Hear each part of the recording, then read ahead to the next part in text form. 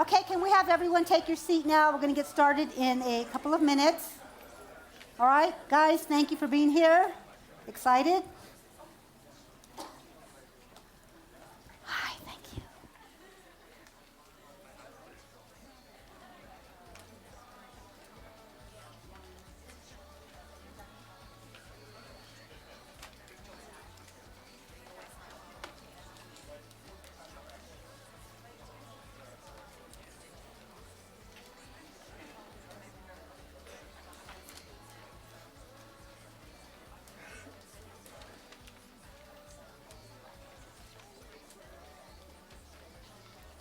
All right, you guys, get started.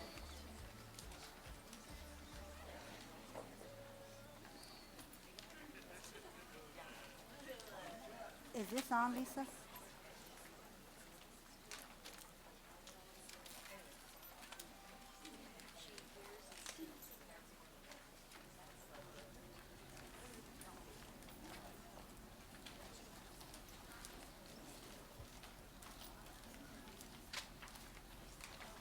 Welcome, everyone. So glad you are here tonight for the Opt-Out Movement live event at Calvary Chapel Chino Hills. It's great to have a good turnout when you put on an event. So thank you so much for being here, everyone here present and everyone live on Facebook. We are just so excited to be able to communicate with you all the information that we have stored up here, because it's not a good thing to just keep it to ourselves. We need to share this information with parents and grandparents and citizens. And this is a very important topic. So we have a great program for you tonight. And we're going to provide a lot of information. And we hope that you're going to stay in touch with us so that you will hear about things that we're going to be doing in the future. So, before we get started, we always need to open in prayer and give this up to the Lord. So let's please join me in prayer. Lord, we come before you tonight, Lord, to honor you and praise your holy name. And just thank you for the many blessings that we have in our life, Father, as American citizens, as parents, Lord, as grandparents, as members of this church. And Lord, we are just so grateful for the work that you are doing in California. We all know that sometimes living in California, it's kind of tough sometimes. But Father, nonetheless, you are in the midst of all of this. We will not worry. We will not fret. We're going to give you all our cares, Father, and you're going to carry us through this trial that we are facing right now in California. And Lord, we just ask that you bless our time together. Lord, I ask that you bless each of the speakers tonight, and myself included, Father. And I ask that you bless all who are with us tonight and those who are listening online, Father. And I ask that you prepare their hearts. I pray that they would hear what we have to say and put these tips that we have for them into action, Lord, because it's all about our kids, protecting our kids, Lord. California has gone just so far to the left, if you want to say that, and we're trying to bring it back, Lord, so we can have some good values in our public school system. So, Lord, be blessed by what you hear tonight. In Jesus' name we pray, amen. So welcome, everyone. My name is Gina Gleason. I am with Real Impact, and I am also on staff here at Calvary Chapel Chino Hills. I work for Pastor Jack Hibbs. And speaking of Jack Hibbs, have you guys been following him on Facebook? Yeah, and watching him and all the things that he's been doing and with the President Trump and other things. You can also get some information about what he's doing with his website, jackhibbs.com, and get all those updates and alerts. I don't know why I threw that in, but it was a good time to do it. But there's a lot going on at this church. And we want to bring you some of the best information about how you can protect your children and your grandchildren. And even if you don't have children and grandchildren in this public school system here, you really should know about what's going on, because we want to be able to converse with anyone about these topics. And for me, I'm the kind of person that I have to hear things over and over and read over and over about these issues before they start penetrating my head. And I'm hoping that you'll walk away feeling that we've brought value to your life and really good practical tools to help you protect your kids. So we're going to have a presentation tonight, but I want to start by giving you some quick announcements. We have some exhibit tables on the side here. You can take a look over there. We have a lot of information. Some of the things that we're going to be talking about tonight, we're going to have the handouts at those tables. Also, you're going to see a table set up over there for the CaliforniaSchoolChoice.org organization. They're all about school choice and getting an initiative on the ballot in 2022 to allow you as parents to decide where you are going to put your kids in school with the tax dollars that you are paying. So take a look at what they have to say. I think you'll be blessed, and hopefully you can support them. Also, Capital Resource Institute is going to have some information on the table. And so that's done. And now I want to say something really quickly. We have an election coming up this year. It's election time. We have a primary coming up. You all know that prior years, we used to have our primaries in June. Remember that? Yeah. Well, the laws have changed. We now have our California primary in March 3rd to be specific. So I just want to make sure that you all are registered to vote. You can do that tonight, or you can do it on our website, realimpact.us. But I also want to explain something about what's happening with your voter registration that not a lot of people know about. I want to make sure that you know that if you want to vote for the Republican presidential candidate, Donald Trump, you must be registered as a Republican. You cannot be registered as a decline to state or no party preference. Republicans have made the rules for their political party, and they are allowing only registered Republicans to vote for their presidential candidate. That's one thing. Another thing, the Democrats also have their rules, and they say they are going to allow you to vote for their Democrat candidates. There's numerous candidates. And you can be registered as a decline to state or no party preference. The only thing is that you must request a ballot from the Democrats. So you have to contact the county registrar of whatever county you live in. So there's a big difference. So some people are getting announcements in the mail from the county registrar's office, kind of confusing people, and people are wondering why they're getting these notices and asking them if they want to vote for Democrats or Libertarians, and they don't list Republicans. And there's a reason why that's happening.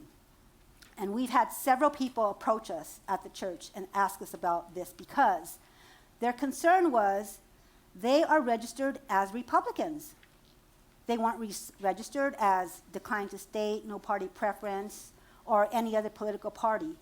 They should not have been receiving those announcements from the county registrar, but nonetheless they did. So when one man showed me the announcement that he got from the registrar, I said, well, we need to check your voter status. So we got online to our website, realimpact.us, where we have a button, and you can check your voter status. We have a link to the Secretary of State. And he found out that he was registered as, I think, no party preference. And he says, I've been a Republican my entire life. I don't know how this happened. I said, well, someone changed your party affiliation. The only thing you can do is re-register to vote. So he filled out a voter registration form. So what I'm going to ask you to do sometime this week, if not tonight, is to check your party affiliation. You may assume that you are registered one way, but someone or somehow something happened and your party affiliation was changed. So go to realimpact.us and you can do that there. And then also, I want to invite you to visit our website, realimpact.us, because our website is filled with a whole page of information about comprehensive sex education. We have videos of our last conference, the Let Parents Decide conference, where speakers are coming and explaining in more detail what this is all about. I'm still hearing from people that their relatives are saying things like, oh, my son said this would never happen in his school district. His district said it's not happening, and all these kinds of, are you people still hearing that? Okay. So you need to send them to our website, because at our website, we're going to give you the proof. You're going to see the documents. You're going to see the websites. You're going to see the links. You're going to see everything you need so you can study that website yourself and become well-versed in the whole topic, and then send people there too. So, let's talk about why we're here tonight. Why are we here? Because we love our kids. We want to protect our kids. And we have seen the state of California take charge over what our kids are learning about such an important issue, sexuality. And they have pretty much overridden what a lot of parents want their children to be exposed to. It's pretty much, they have this attitude that if you don't like what you hear, there's nothing you can do about it. But tonight we're going to explain exactly what you can do about it, because we found a way to protect your children. And so we're going to walk you through that tonight, and we are going to help you to learn how to do that. So, this is not on the right page.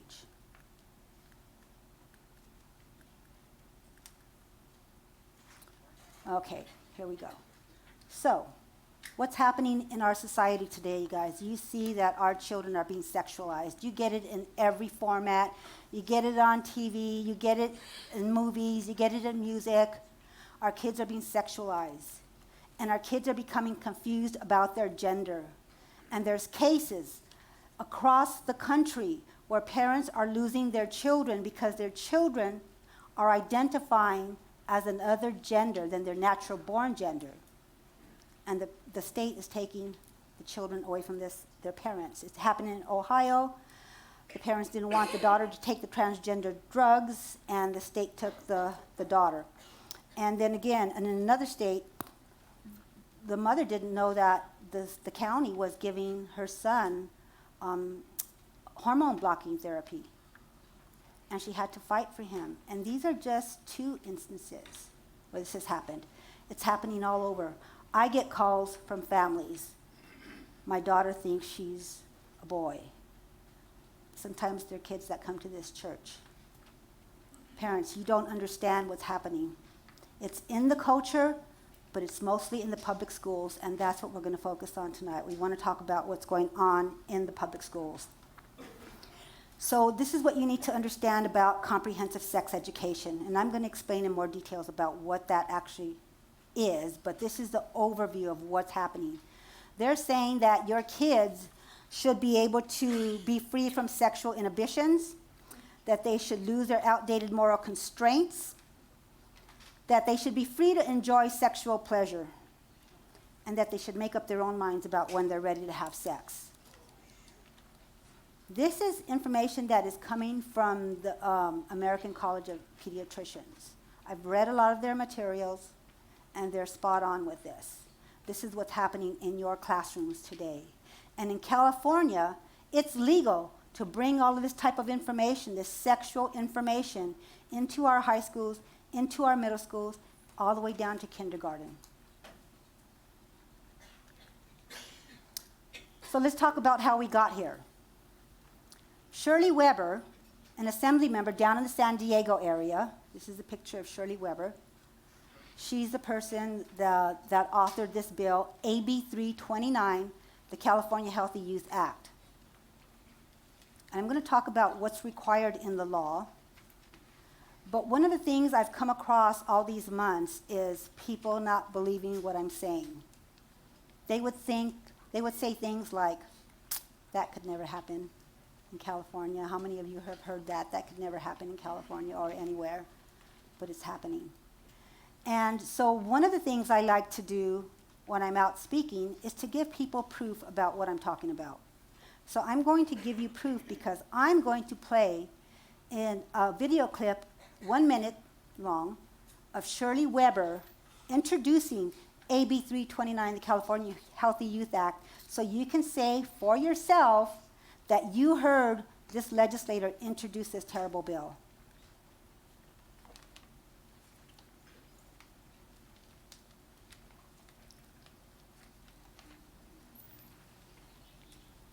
Do I click it?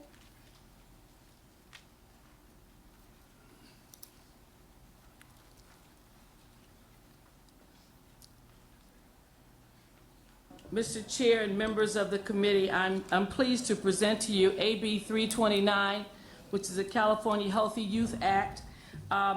Comprehensive sexual health and HIV prevention education has been shown to be effective in both delaying sexual activity and increasing condom and contraceptive use among youth who are already sexually active. LGBT inclusive education has also been shown to have a positive effect on school climate overall and make LGBT youth feel safer in schools.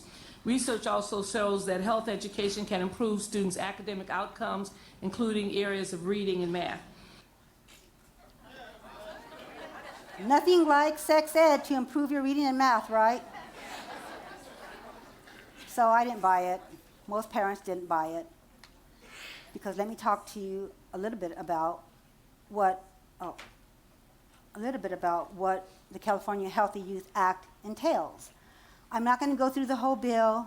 It's a few pages long, but there's just some things I want to point out because you should know about this. But you can get more details on our website. So it requires that our children in grades 7th through 12th get comprehensive sex education.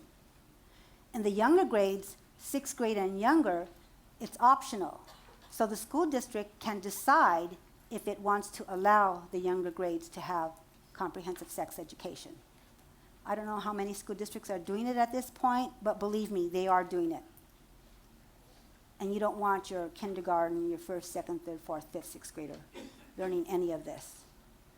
Also, the law requires that it's affirmatively recognizing different sexual orientations and same-sex relationships. That's what's different from the sex education that I got when I was in elementary school. When I was in elementary school, I kind of got, biology, right? Here's the uterus, here's the fallopian tubes, you get body odor, and these, all these kinds of things. It's nothing like that today. And I know, we know, because we have been reading all of the curriculum and the extra resources that go along with this. It's dangerous. And that they're also supposed to teach pupils about gender, gender expression, gender identity, and explore the harm of negative gender stereotypes. What is gender expression? I'm expressing my gender right now as a female. But there are some females who express their gender as a male. They teach that in the school now. That's why nowadays you see more and more boys are dressing like girls and girls are dressing like boys. They're learning it in the classroom. And then they're going to talk about the harm of negative gender stereotypes. Who has a negative gender stereotype of people having sex outside of marriage, or that men and women were created in the image of God, and that they're male and female because God created them? It's Christians. Christians don't want their children becoming the opposite gender through dress and expression. So we all have the negative gender stereotypes according to the state law. They don't name us, but you know what they mean. And that, this is very important, school districts can contract with outside speakers, meaning they can bring in Planned Parenthood or any other organization that they feel is going to adequately describe sex education in the context of this law to their students. It could be a gay activist organization. I doubt that it would ever be a Christian organization. But I think in Los Angeles County, there was an article out that Planned Parenthood is going to be in 50 of their schools. We don't have that happening here right now in Chino Valley, but it is out there. So I really want to talk to you about the whole attitude, the thinking from the state and the California legislature, because it's really, really important. No matter what you may hear or what you may see, you need to know that the state of California is forcing this sex education upon your children. And the materials that they're promoting, the state, California Department of Education, there's evidence for you to take a look at what they want for your children. There is a website. You see that white picture? And you see the red arrow. I've highlighted that little red box there. That little red box is a list of books that you can see in the bigger text. And I forgot my books. They're on the table there somewhere. Lisa, can you please get me my books? There you go. So the state of California put this list of books on their website and recommended these books to schools, to parents. And after parents started protesting because they started reading what was in the books, the State Department of Ed kind of pulled those recommendations. But what you need to remember through all of our presentations is that the classroom teacher can bring any of these materials into the classroom, whether or not they're approved by the state, as long as the teacher believes they comply with state law. So even though the state has removed this list, they can still be brought into the classroom. And I want to read just a couple of excerpts from this one book here, highlighted in blue. You can see it, the first one there. It's called What's Happening to My Body? Book for Boys. And I'm going to read to you word for word from page 187. Is it weird for a boy to masturbate with other boys? Some boys learn about masturbation from other boys. Some boys even experiment by masturbating together. Boys who do this often worry about whether this is weird. Sometimes they think this means that they're homosexual. Recommended by the state of California, boys masturbating together. Like it's perfectly normal. It's not perfectly normal. The state of California has no right. It's indecent to propose that teachers bring these books into the classroom. And there's more. Here's another book. The one highlighted there in blue at the bottom. Sex, All You Need to Know, Sexuality Guide to Get You Through Your Teens and 20s. Nice, big, thick book here. And I'm not even going to attempt to read the pornographic filth that is in this book. You want to learn about odd sex acts? Read this book. And I doubt that there's any parent listening or in this room that would want their children to read this book that has been recommended at one point by the state of California. I'm just going to read a couple of topics from the table of contents that are in this book here. How about kinky sex? How about role play? How about bondage and restraint? How about body fluid and blood play, whatever that is? I didn't even want to read it.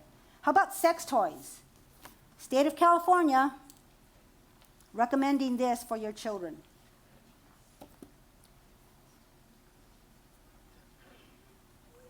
I don't know of any decent person who would think that that's okay.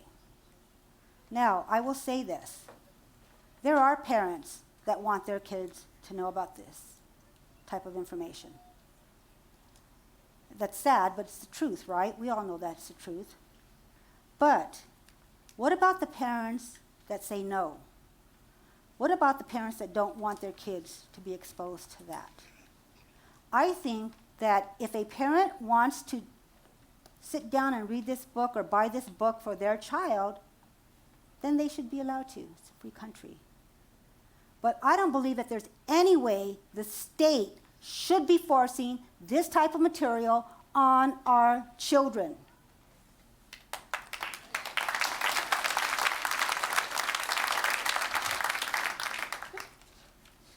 So, do you see where the state's coming from? So let's talk about some of the websites that some of the curricula that's out there. They have links to websites. Some of the curricula that's out there have a link to what's called, this website called scarletteen.org. And I am going to encourage every single one of you to go to scarletteen.org. Take a look at the spelling. They kind of put the words together. Because I want you to go and take a look through the pages of that website. Every so often, I go into that website and I find out what their updates are. But let me tell you what I saw today. There's an article that I cut and pasted here. How to approach sexual fantasy and desire on your own terms. For public school kids, right? The next one was Becoming Out, a totally non-exhaustive step-by-step guide to coming out. One other thing I want you to notice about that website, Scarlet Team, is the little book that's highlighted down under the blue arrow. Do you recognize that? This website and this author are the same person, Heather Carina. She wrote this book, and that's her website. It's been around for, gosh, maybe over 10 years. But this is what they're sending your kids to when they're doing research on sexuality in the classroom, if you have that particular curriculum. And you wouldn't even know it. I don't think your kids are going to come home from school one day and say, "Oh, Mom, I read this fantastic book about bondage."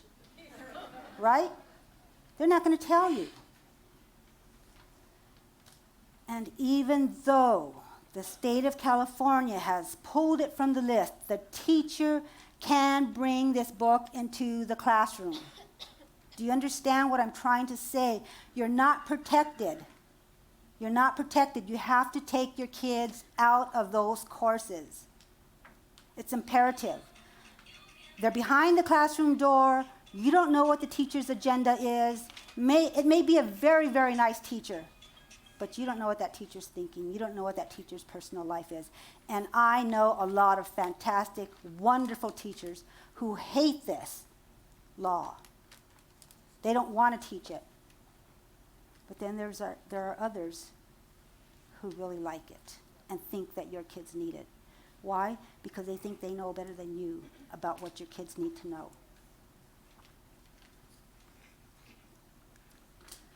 So here's one for the little kids. How about that? This is called It's Perfectly Normal.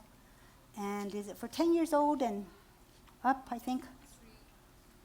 And so this is just part of it. I don't even want to read what it says in the book. But this book is in some public libraries, school libraries. Teachers bring it into the classroom. And this is just a few pictures of what's in this little cartoon book. So, I don't have much time with you, so I want to get to the point. Why do we have this law in California today? Because Shirley Weber wrote the law, and our legislators in Sacramento voted on AB 329. If you don't already have this flyer, this infographic, it's on the table here at the side, you need to get it. It has 6 bullet points about what the big picture of comprehensive sex education is. But on the back side of that flyer, you are going to get the voting record of the senators and the assembly members who voted on this bill and how they voted. You are going to see that at the top section, there's, I believe, 46 senators and assembly members who said no to all of this. I list them by name, first and last name, and I even listed their political party. I thought you might be interested in that. They were outnumbered by the senators and assembly members at the bottom box. You see that? 76 Democrats and 1 Republican, I think, said yes to this. I listed them. Take a look at that list. Find out if your senator and assembly member are listed there in that list. Some of these people are still in office today. We're sitting in the city of Chino right now, and Assembly Member Freddie Rodriguez, he said yes. Senator Connie Leyva, she also said yes. So you need to find out why they said yes to this. And remember that we have an election in March.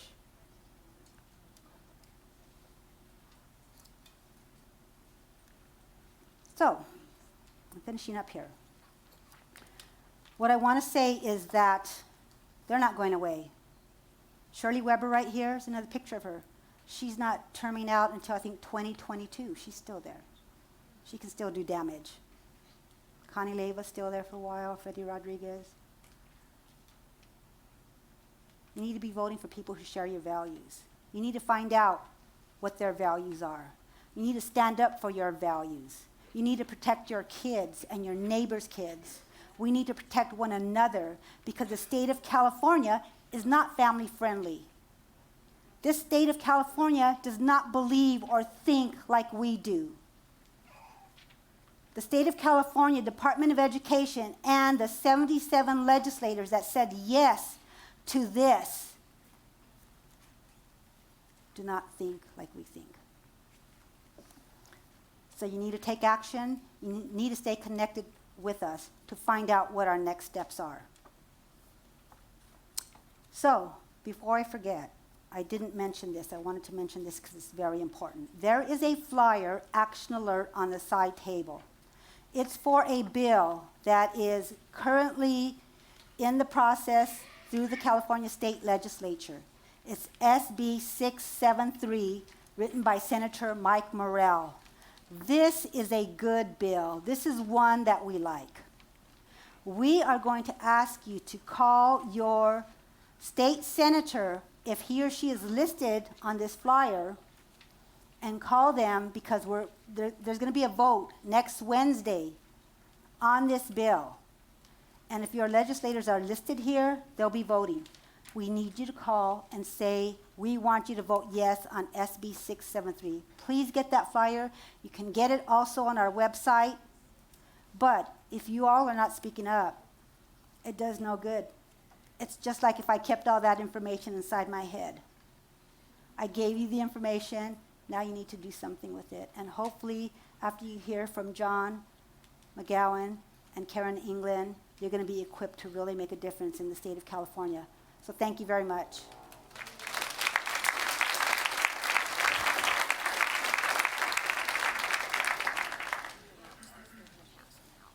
Okay, so we are going to pass out cards. So if you have questions, you can write your questions on the card. Okay? And then we'll take your questions. Okay, so what I'm going to do next is I am going to invite John McGowan to come up. Just give him a warm welcome. And let's get our computers changed out. Can we get our computers switched? And John McGowan, I've known John and his wife for a long time. They attend church here with us. And John has been a practicing attorney for 15 years, so he knows what he's talking about. He's also been an Alliance Defending Freedom allied attorney, which is a plus for us to have someone like that in our church. And he's also on the board of the California Home Educators Association, CHIA, which is an awesome organization. Being a former homeschooler myself, I love that organization.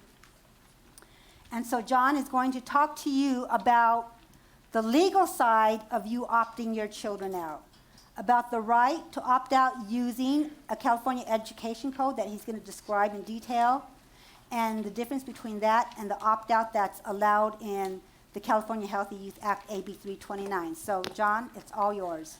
Thank you, Gina. Thank you, everybody. Bear with me a moment here while we get set up. Can I disconnect?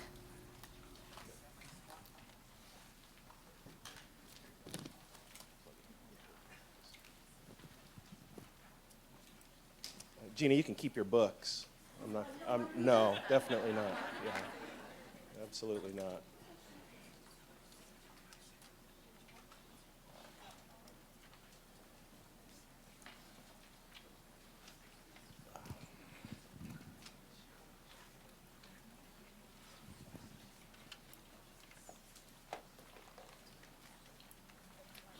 Are we able to switch over? There we go. Great. Well, thank you, everybody. Thank you, Gina, for that introduction and the warm welcome. It really is amazing to see a turnout like this. And let's get down to it. What's at stake? Let's start there. What's at stake? I know that there are a lot of public school families here, obviously. I know that there are homeschool families here. I know that there are families who take advantage of charter school. Just the numbers. The numbers are overwhelmingly, obviously, it's not going to be a surprise to anybody, that an overwhelming majority of students in California attend traditional public school. And the numbers are 90, 93, 94% of students attend a traditional public school.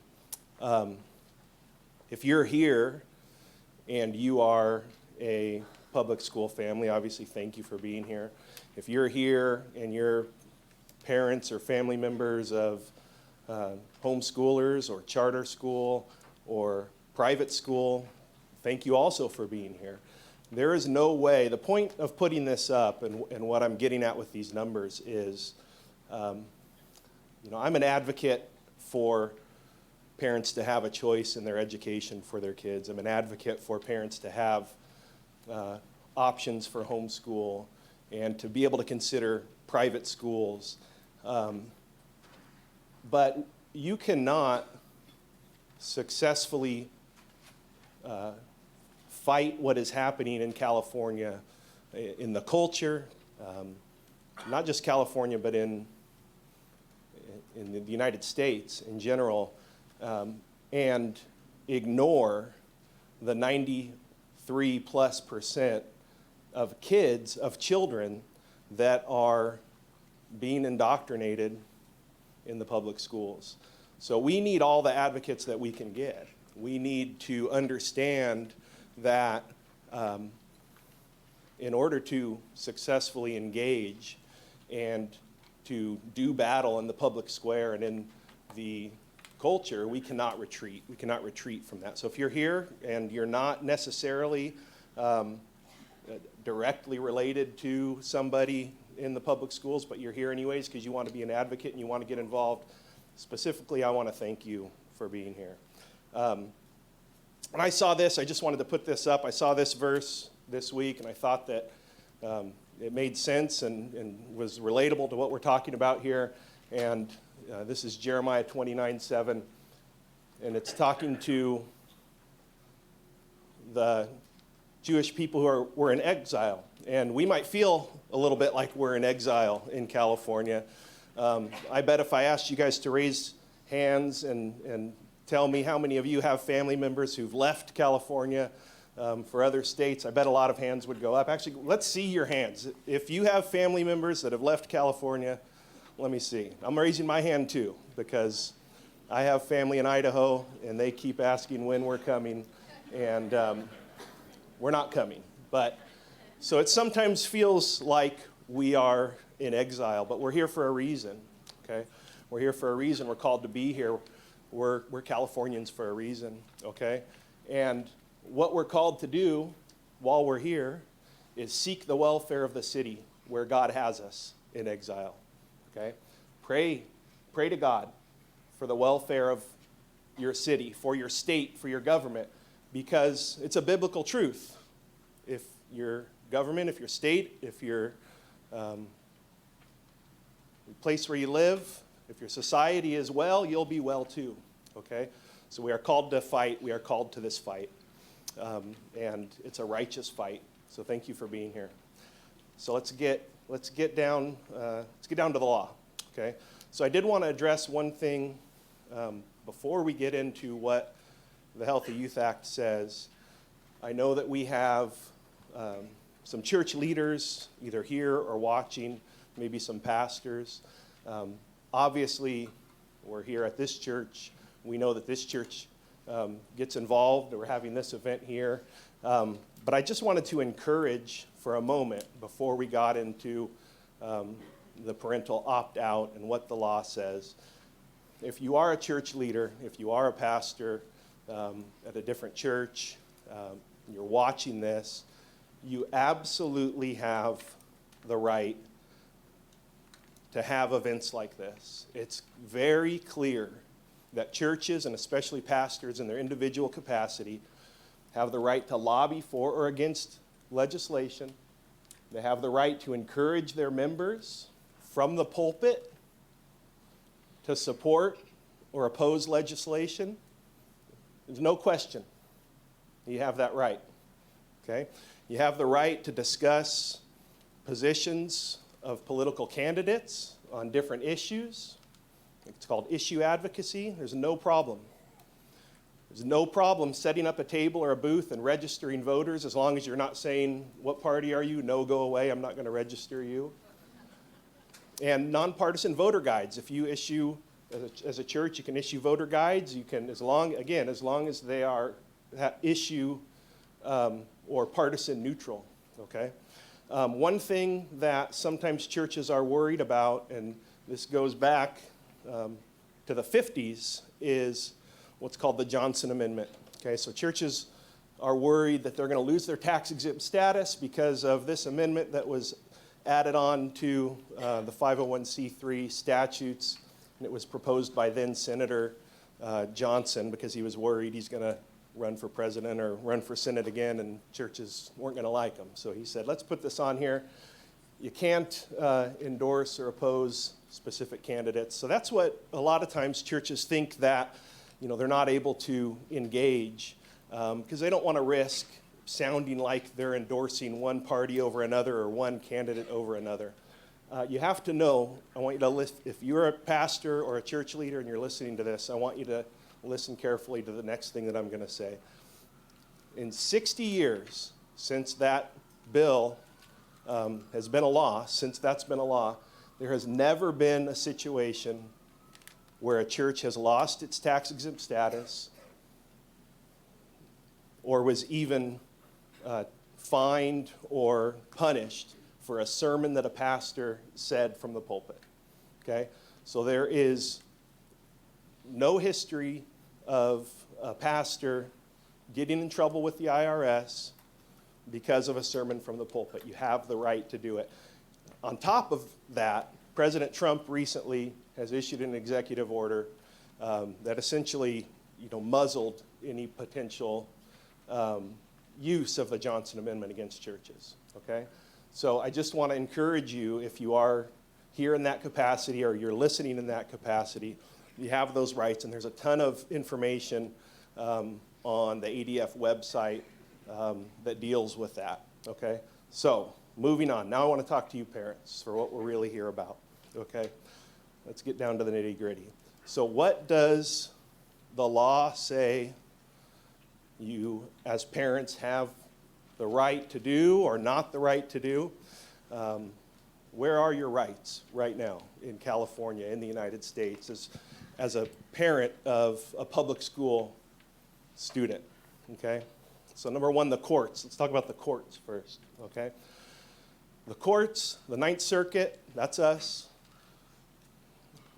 Current case law in the Ninth Circuit says that if you send your kids to public school, you can choose not to. You have a fundamental right to choose not to send your kids to public school.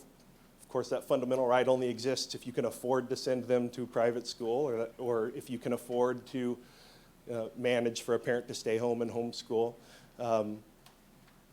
But the court says that if you have a child in public school, there is no fundamental right of the parent to be the exclusive provider of information regarding sexual matters to their children.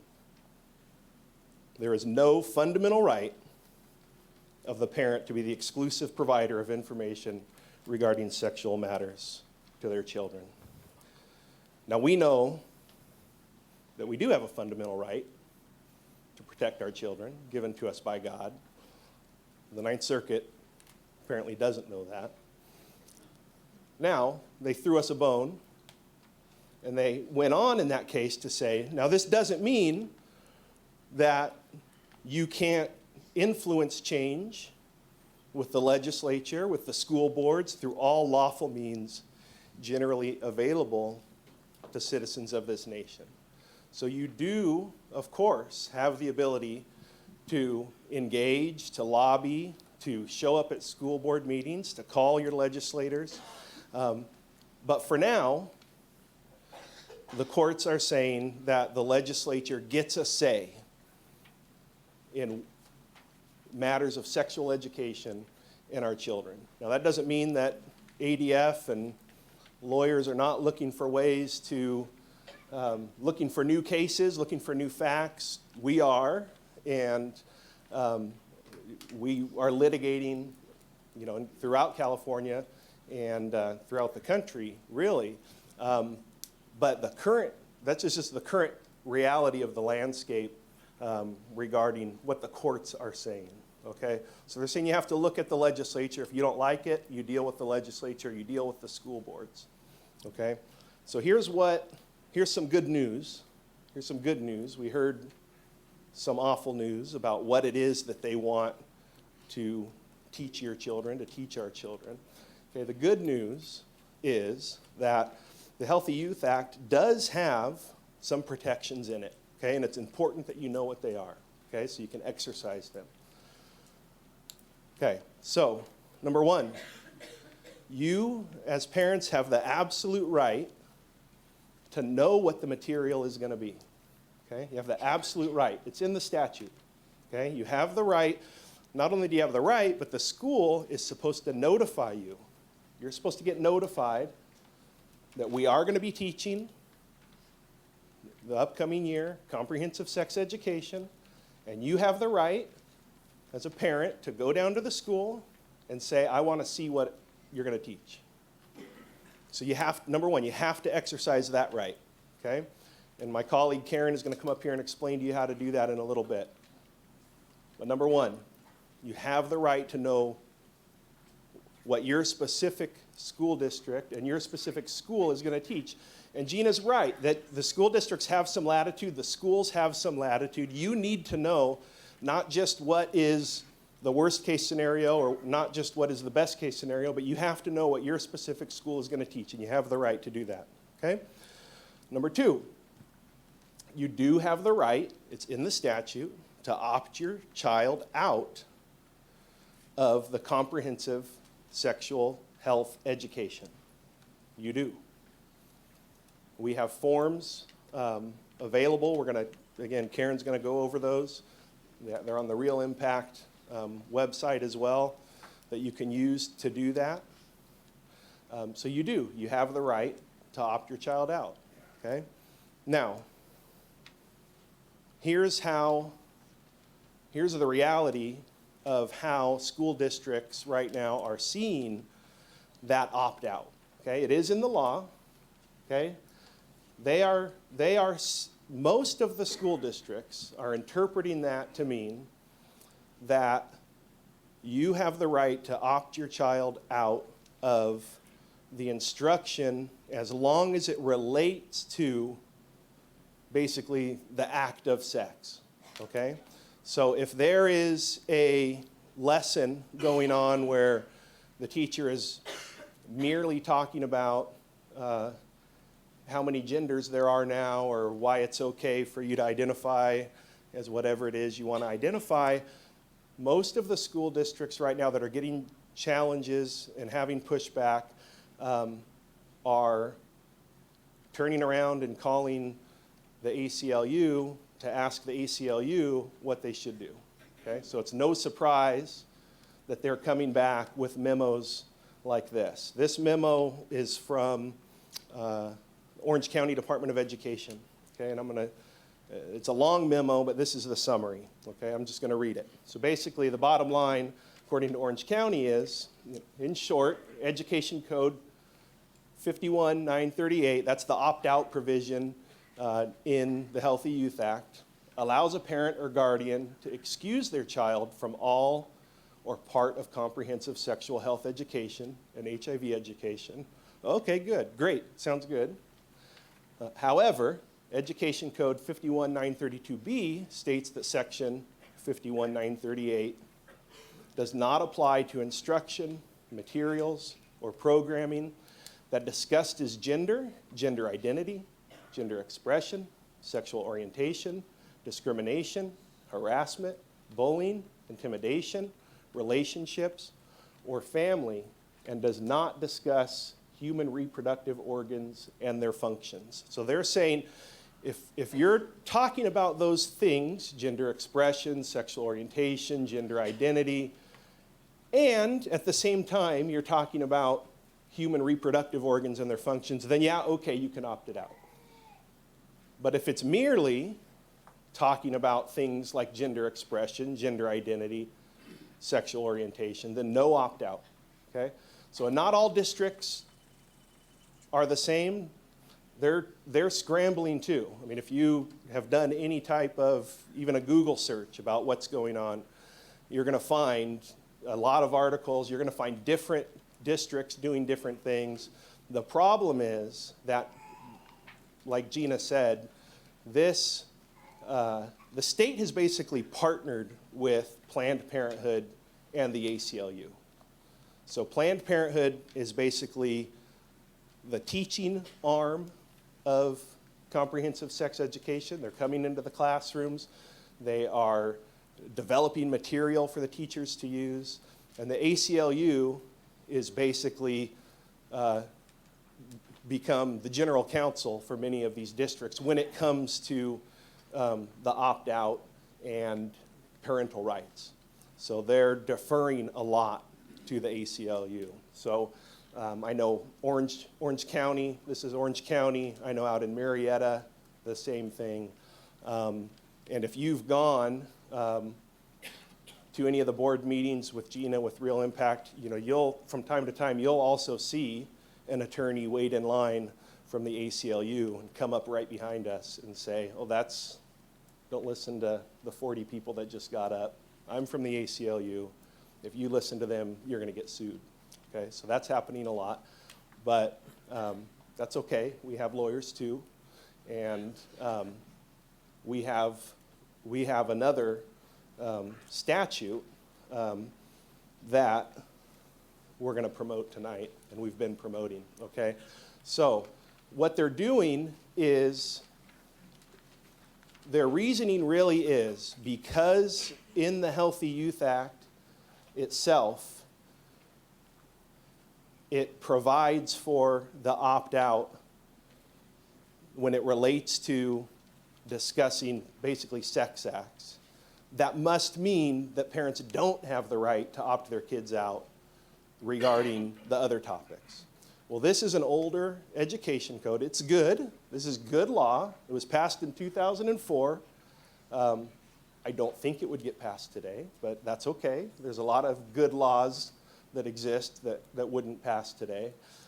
This law that's on the books in the education code, it says if any part of a school's curriculum in health, any part of a school's curriculum in health, okay, Healthy Youth Act, conflicts with religious training and beliefs of a parent or guardian of the pupil, upon written request, shall be excused from that instruction that conflicts with the religious beliefs of the parents, of the family, okay? Here's some items that are in the State Board of Education standards that are under health. These are under health, okay? Sexual orientation, gender roles, gender, individual family and cultural differences and relationships, healthcare providers for reproductive and sexual health services, in other words, abortion. So the good news, okay? The good news, you absolutely do, not just under what the Healthy Youth Act, the new code says, the limited opt-out, you have a much more broader right to opt out on the books, okay? Now, are all districts going to get this and say, oh, you're right? Your kids don't have to listen to our speech about gender identity? No, they're not all going to do that. And we don't expect them to all do that. And that goes back to what I said earlier about trying to find potentially the right case to go back to the courts. So the good news, the bottom line, you absolutely have rights, even under this horrible bill, okay? You have the right to know what's in your curriculum. You have the right to review it. You have the right to opt out, even according to the worst interpretations when it relates to discussions of sex. But you have even more ammunition. You have this broader opt-out, okay? And Karen's going to come up here in a minute and talk to you about how to actually use these tools, how to actually use these statutes to your benefit, okay? But I just want to encourage you, okay? I want to encourage you to be bold in going to your kids' schools and being known there, okay? You know, the fight that we're in, even the broader fight that we're in, you know, for the culture, for our religious freedoms, for the right to be the instructors in our family of morality, the encroachment that we see in the schools, in the laws, in the media, just in the culture in general. It's some, even the term that they like to give themselves, progressive, right? It's a move, it moves, it doesn't stop, it doesn't stop. It will not stop. There will not be a point where they say, yeah, that's good enough. That's good. We just want, you know, we got the public schools, that's fine. I don't care what you teach your kid in your home. I don't care what your pastor says to you on Sunday. It doesn't stop. Okay? It won't stop until it is stopped. Okay? So we have to be part of the process to stop it. Okay? And we have tools at our fingertips to be able to do that. Okay? So I think Karen or Gina, somebody's going to come up here and we're going to move on to the next step of learning about how to actually implement the tools that we have.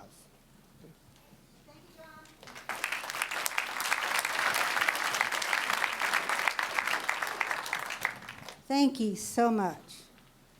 So you understand, there's an opt-out from AB 329, and there's an opt-out from Ed Code 51240. That's why we're here. We have this Ed Code that you're going to be able to use because you have religious objections to what's being taught in the schools.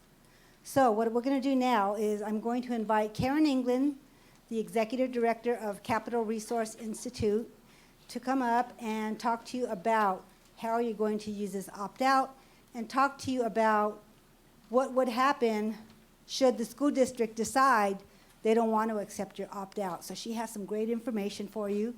Karen England has been the director of Capital Resource Institute for 20 years, and she got her start as a mom, attending school board meetings, fighting what was going on in the district regarding abstinence, whether or not it was going to be taught. And so she got started just like you all, just getting information, standing up and speaking up. And she is one of the best resources that we all have in California when it comes to what's happening in our California public schools. So please give her a warm welcome, my friend Karen England.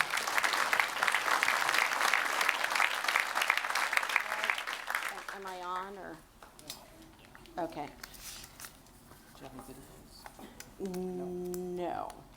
So I should be able to figure this out even though I'm an old lady. Don't look at my password.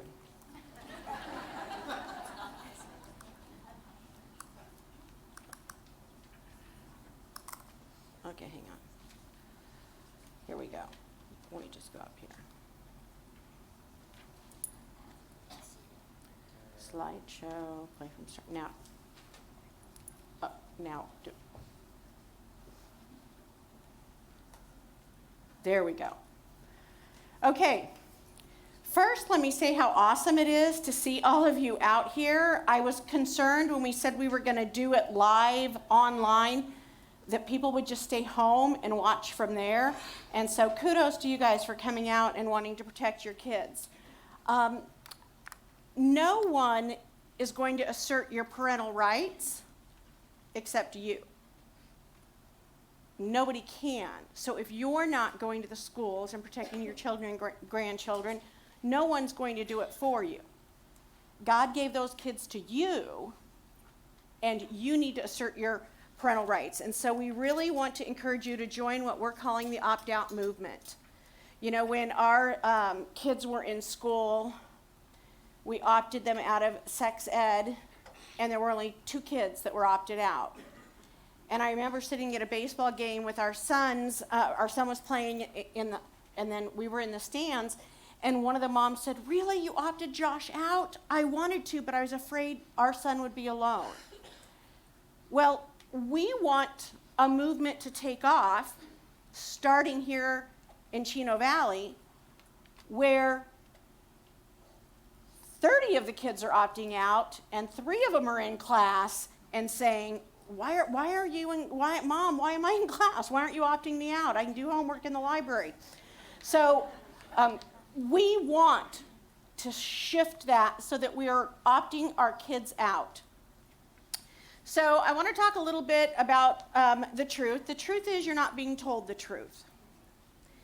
And even tonight, hearing some people talk about it's not in my school district or those kinds of questions, I don't know who it is that isn't always telling the truth. Sometimes it's the administration not telling the school board. Sometimes the superintendent doesn't even know what the sex ed teachers are teaching. But I know they're not telling the truth. And I'll tell you how I know. Our organization in September and October filed open records requests, FOIAs, on every single school district in the state of California. That's over 900 of them, asking them for documentation on their curriculum. Now, while they have not all responded and we're still working to get information, not one school district that has responded is not teaching comprehensive sex ed. And it's happening, and like Gina was talking about the book, it's not just that they can bring in those resources in Scarlettine, but they are bringing in those resources. And our office gets calls every week from a concerned parent over something that has been shown in the classroom that wasn't supposed to be. So I want, again, to encourage you to be proactive. You should go home tonight, and Gina has Real Impact has the opt-out form with instructions over at the table, as well as on the website, and then on letparentsdecide.org.com website, where you can download it. And there's also a legal memo there from ADF. But what I would like for every parent, grandparent in here to do, whether your child's in kindergarten or 8th grade, 12th grade, to get that form, to fill it out, and we're going to talk about it, and turn it into the school. No matter what grade, every child, every grade, they need to be on notice. You can't do anything once they've been exposed to this. Once a child's mind has been exposed to some of these graphic things, that's too late. But you know what you can do? You can go to the school tomorrow with this form and do your best to ensure that they're not in these classes. So remember that, every child, every grade. This week I was contacted by someone that's been on our email list for years and years and years and been looking at all the sex ed stuff we've been sending out, and she mentioned how she got wind that, actually they sent home a notice saying, we're going to do curriculum. It's going to start next week, and it's supported by the PTA. It's Planned Parenthood Marmonte for 5th graders. So she was asking me, hey, have they responded to your open records request? Can you tell me anything? So as I was looking to find them, and if this school district, this elementary school had responded, I noticed that on the website for the district, it actually said they're only teaching comprehensive sex ed in 7th grade, starting in 7th grade and up. But the elementary school is teaching it, and the PTA supported Planned Parenthood coming in and doing the teaching of it and doing their curriculum. Because again, you see teachers that don't want to teach this, the law allows the schools to bring in someone else. And more often than not, and when we release all of the information, I think people are going to be shocked at how involved Planned Parenthood is in our schools. So the basics about the opt-out form, and I want to remind everybody, fill out a card. You know, if you've got questions that we don't cover, fill out the card, and at the end, someone will pick them up. So the basics. What does this cover? The opt-out form covers the California Healthy Youth Act. It covers anything, the health curriculum frameworks as those are being implemented, and they already have been in many districts. All it takes is one activist teacher that's been to some seminar that she thinks she's saving the world to expose the kids to this, because it's already been passed and they can do this if they want in the classroom. So the other thing it covers is surveys. So often our kids were told about the surveys and it's opt-in, but often if they're anonymous, you won't know about it. They just don't put their name on it, but they're still doing these nosy surveys with your kids. Well, there's a federal law in our opt-out that protects you from that. So it covers the California Healthy Youth Act, health, anything like within the health frameworks that's considered health, and also the personal nosy, I call them personal nosy surveys that are given to students. So again, be proactive, go in and make sure your child is protected by filling this out for every child in every grade, and do it every year. So our forms, and again, most of you have this, but we've got plenty back there. The first sheet is an instruction sheet, and it talks about what to do, and I'm going to run through those. You're going to make an appointment with your district office. Some people have already maybe gone in and looked at the curriculum, or through other means, so you may not need to do this. But after you review the curriculum and the surveys, which a lot of times the surveys aren't available, so I wouldn't worry too much about that, but you then want to fill out the opt-out form. So we have the instructions, and then we have the actual form. And the form is something that you can just fill out, take into the principal. You can send it via email, via fax, certified letter, in person. You need to make sure you keep a copy for your records. If you want to do it, give it to the superintendent or the teacher as well, you can do that. I recommend the more the merrier, but the principal is the number one person that you need to ensure it gets to. You can take it in, however you want to best do that. And I'm going to talk in a little bit about some of the objections people have been having as they've been taking this in. So once you have taken it in, you need to let your child know, again, age appropriate, that you have opted them out, and if these things come up, that they're supposed to let the teacher know, because they shouldn't be in the classroom. And there could innocently be a kid in there, even though they filled it out and the teacher doesn't know. So you need to make sure your kids know, and that they politely go to the teacher and say, it's my understanding I'm not supposed to be in this class right now. So we need you, once you take it into the school district, we need you to email us at optoutmovement@gmail.com. And we want your name, the school district, because we are tracking where the opt-out forms are going. And we are also tracking the date it was turned in at a specific school district. We will then know if one school district in 2 months from now just violates a bunch of parental rights by having the curriculum taught. And we want to make sure that we have the best set of facts possible if a school is going to violate state law. And so we are trying to do our best to make sure we are documenting everything along the way.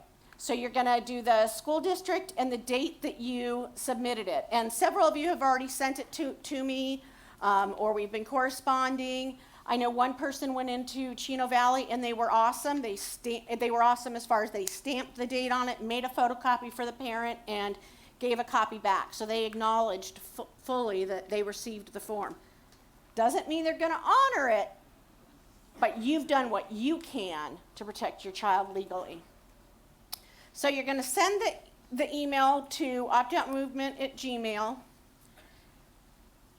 And then we want there to be some sort of acknowledgement from the school district. So that's why we want you to email us, hey, I gave it to them on January 15th.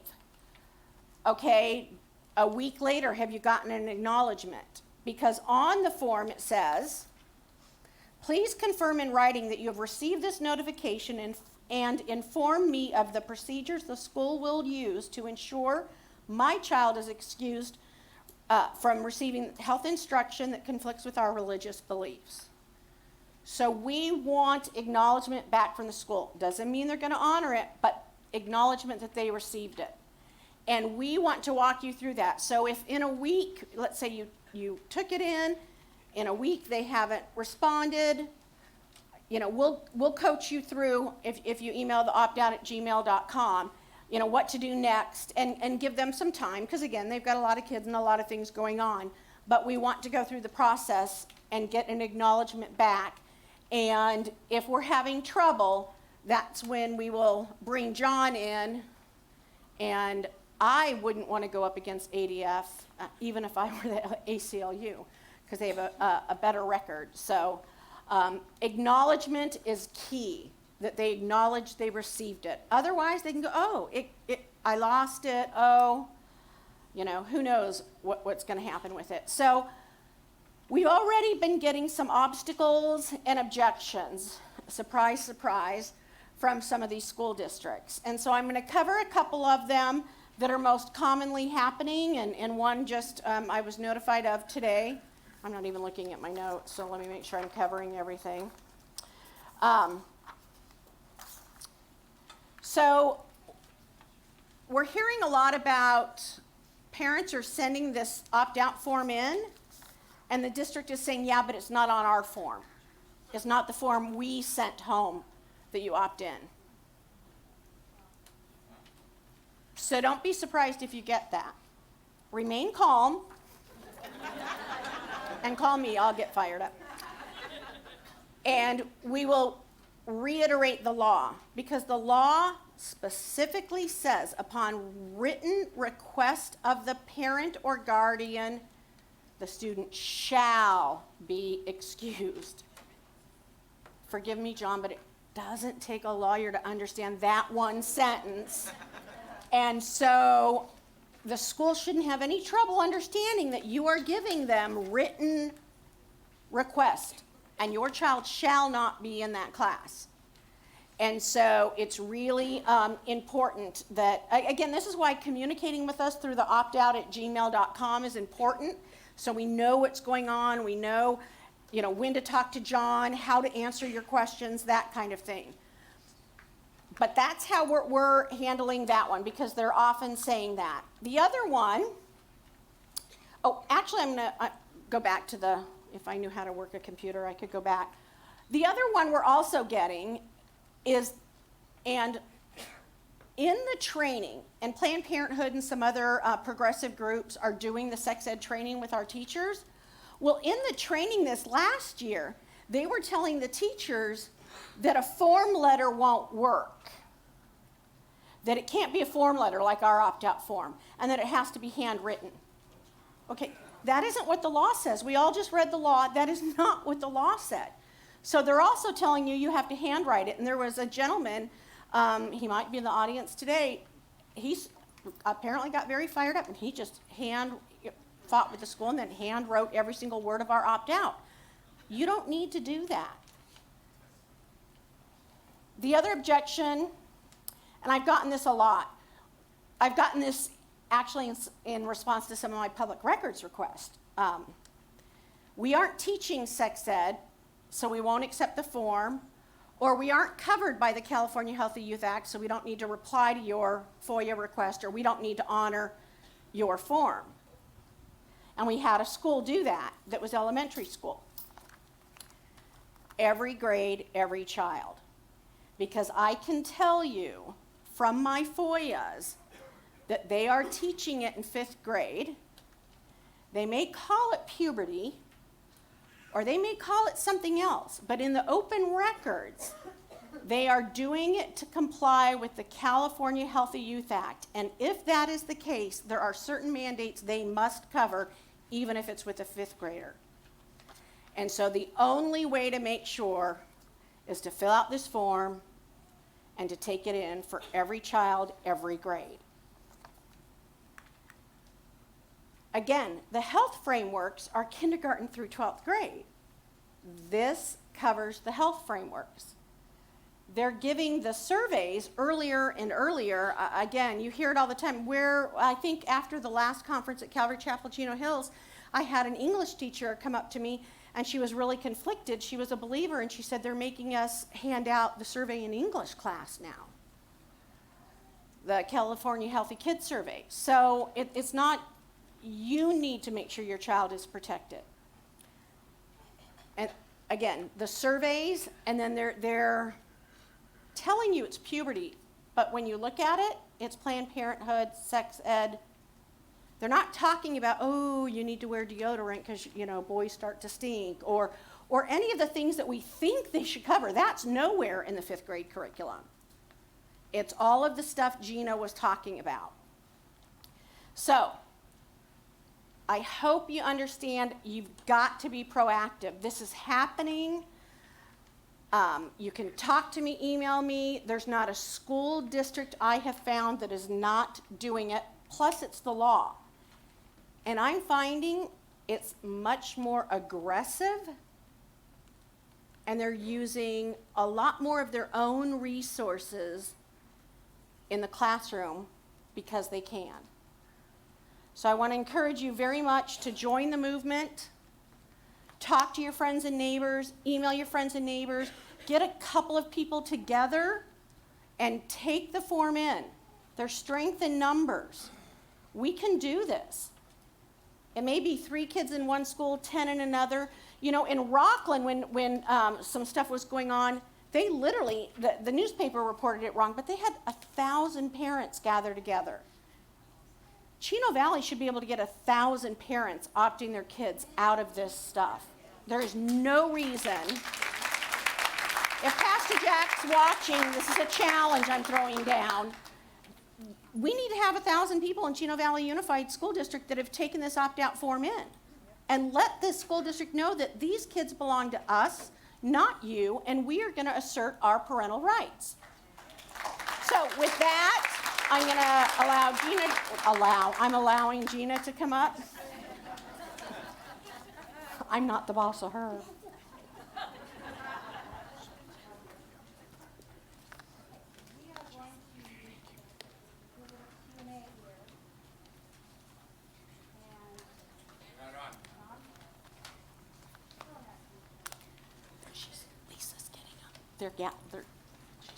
Put your hand up high if you've got a card. They're collecting them. We're on. Victoria has questions, quite a few questions. She's back there. And Victoria is going to read the questions using a mic. And we're going to do our best to answer your questions. All right, the first question says, does this form have to be filled out every year, or will this form be valid every year? Absolutely every year. Every child needs his or her own form every year. I would just add that if you also already filled out the form the school gave you or another form, I would encourage you to double down making sure this form is turned in. Because this form, we've gotten a legal opinion on and all sorts of stuff. So make sure, even if you filled out a form, that you go back and fill out this form. All right, the next question I have says, even if parents opt their children out of the classroom, their friends are going to talk about what they learned and saw to their friends during lunchtime, in the playground, quad, bus, or while walking home. How do you deal with that? And then there's a quote that says, my friend told me this and drew this strange, weird, gross picture on his folder. What's that about their learning while I'm in the library room, Mom? Okay, we probably all have thoughts on that. Like I said, our kids are being sexualized. It's not just in the classroom, it's the overall culture. But at the same time, there are kids who are taking drugs in school who are your friends of your children. I mean, you just don't let the children in that circle just because their friends are doing it. Another thing is, it is your responsibility and your right to to protect your children. You do not want the state to get a hold of your children in this classroom. We all know that there's playground talk, right? We all went through that. We know what that's like. But what we're talking about, comprehensive sex ed in the classroom, educating your children with authority about sexual issues. That's not right.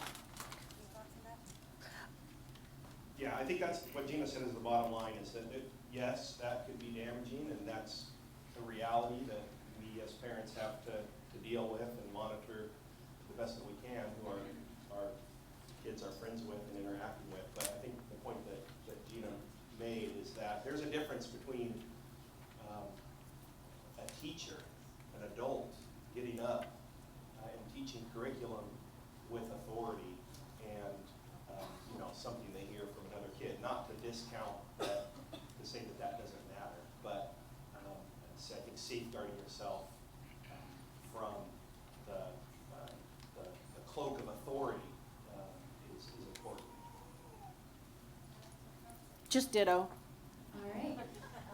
The next question says, when it comes to complying with the law, how much freedom does a school district have? If a school district does not teach this curriculum, will it be punished in some ways? Our school district has been telling us that they are not going to adopt this curriculum.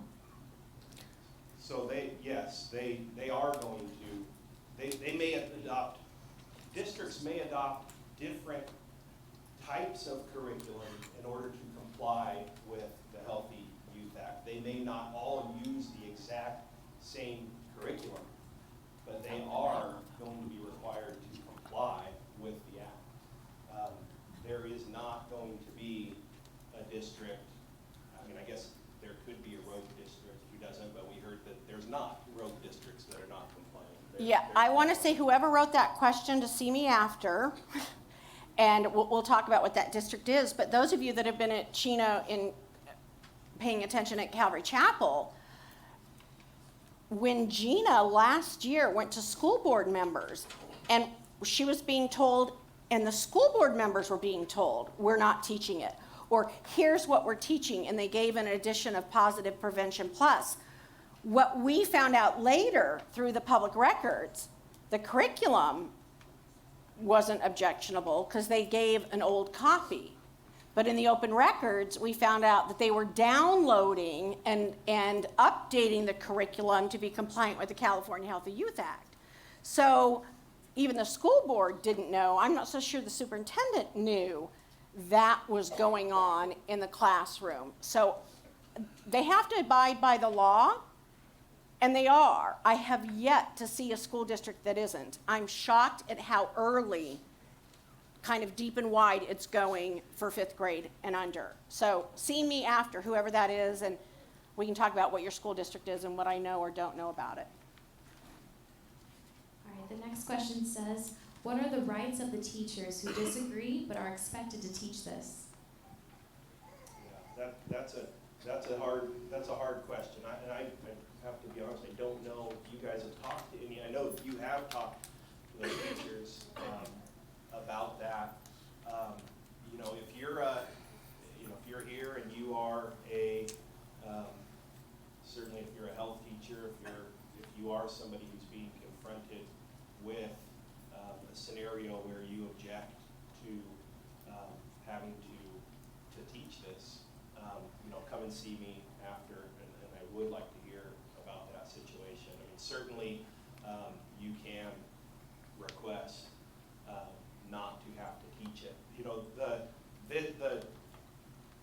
The bigger question isn't that I think it would be easier for you to opt out of the yearly, if they are doing it once a year, the yearly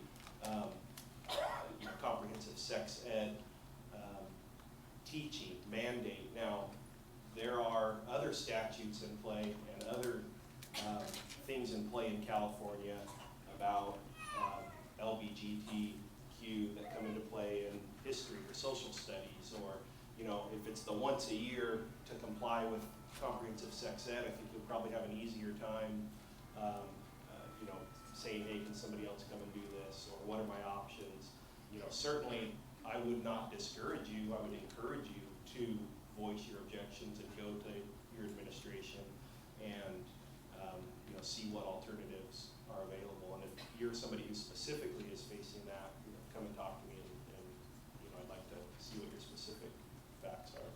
And I also have something to say about that. I've been asked several times, many, many times, by teachers who do not want to teach this course, so what should they do?